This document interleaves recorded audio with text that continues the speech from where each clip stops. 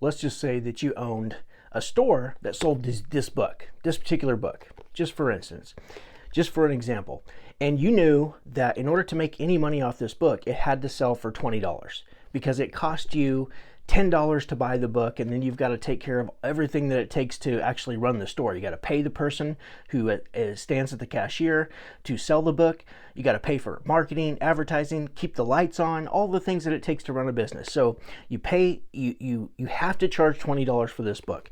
Now, people come into your store, and then every time somebody comes in, the person at the cash register who checks the people out decides that they're going to give a discount on that book. They're going to sell it for $15.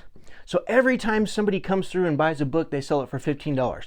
What would you do in this business situation? Well, you would probably train the person, explaining the why, like here's why we have to charge $20. And then you would show them how to do it. And then you would have them show you how to do it. And if they continue to not sell the book for the $20 that you need in your business to even pay all the bills and keep the lights on and make sure everybody gets paid, then what would you do with that person? You would either have to relocate them to a different position, or you would have to relocate them to a different bus, right? That's what you would do.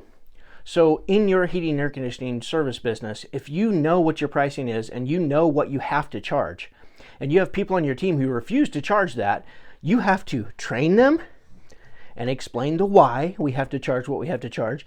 But if they choose not to and continue to choose not to, then we have to move them to a different position, or we have to move them, kick them off the bus and let them go be somebody else's problem.